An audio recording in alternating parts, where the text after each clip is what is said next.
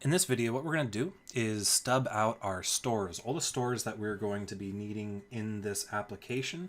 We're just going to write them and wire them up so that they are properly instantiated, so we don't have to worry about creating those classes again. We're also going to, I think we'll start with this actually, we're going to create the client actions. So like I said, we have the shared actions, which are shared between the server and the client. And then we'll have actions that are specific to just the client and actions that are specific to just the server. Now, remember, we do have a Webpack alias for shared. So in the client, where is that? Right here. In the client, if I do import shared / whatever, it's going to import directly from the server shared folder. However, that will break IntelliSense in Visual Studio Code as well as your editor, or probably your editor if it does not understand aliases. So what we're going to do is I also don't want to have to include the shared actions and the client actions whenever I need both. So what we're going to do is in the client folder, I'm going to create a new file called actions.js. And the first thing I'm going to do is say export star from, and then I'm going to include a relative path to our server actions, our shared actions. So / server shared actions.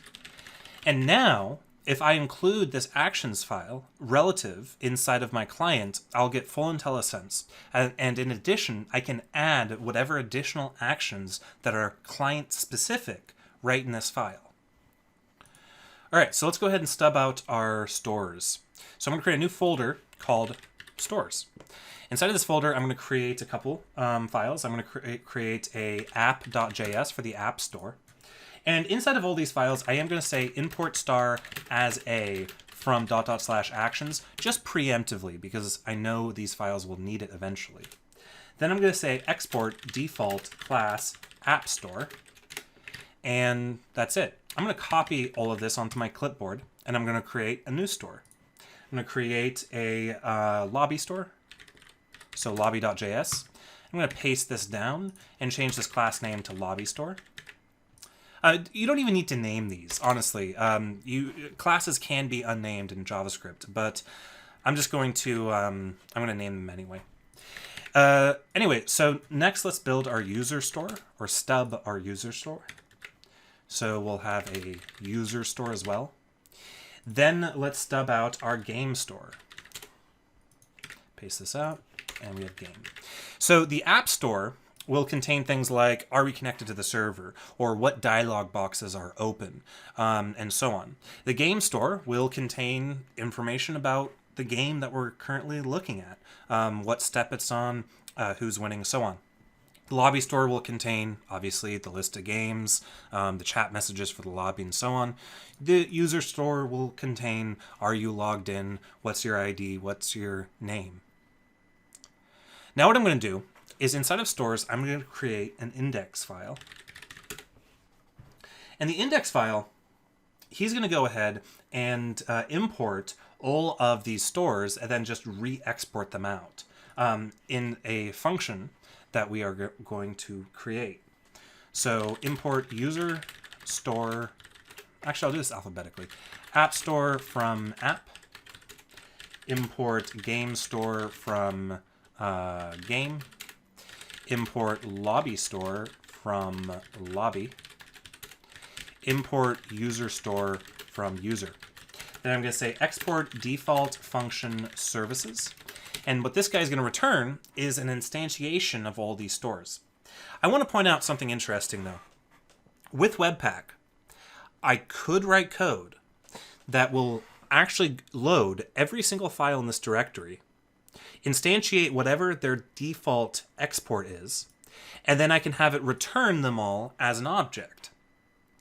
I can do this all automatically, so I don't have to worry about importing them, instantiating them, and returning them in my index file.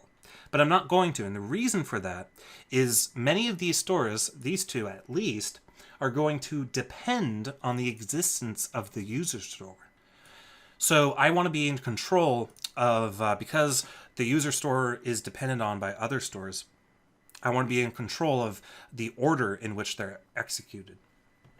So we'll start. User equals new user store. And we're going to pass in services. Game equals new game store. We're going to pass in services as well as the user store. It'll be a dependency. Lobby, new lobby store. Services and user. And app, new app store, just services. It's not going to depend on the user. Then I'm simply going to return an object that will return a user, game, lobby, and app. And those are my stores. So now what I'm going to do is I'm going to jump into client, and I'm going to go ahead and create our dispatcher, and I'm going to create our stores. So inside of client, in client.js, I'm going to start this off by creating a new section up top called services. Then down here, I'm going to import the classes we need. So I'm going to start actually with importing actions. We won't need it yet, but we will soon. So we'll import star as a from /actions. We'll import dispatcher from shared dispatcher. See, now I'm using the alias here that will reach into the server shared folder because of how we have Webpack configured. Then I'll import create stores from /store, and I'm not going to provide a file name because Webpack will actually load up the file named index by default. Oh, what are you complaining at? Cannot resolve file or directory /store. Oops, stores. Derp. And then inside of services, I'm going to go ahead and say const dispatcher equals new dispatcher. And then I'm going to create a services object, const services, which for now is simply going to contain the dispatcher. So the services are going to be passed into all of our stores.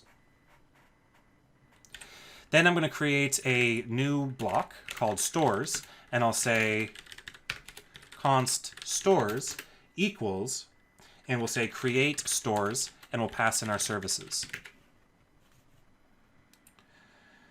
All right. So that's actually all I wanted to do in this video, because in the next video, we have to answer the question, how will our containers, how will our game and lobby containers, how will they get access to the dispatcher or to our stores that we created? Because they need to hook into that. They need to subscribe to the things that these stores will provide. So in the next video, we are going to take a step back and talk a little bit about a React feature called context. And we'll see you guys then.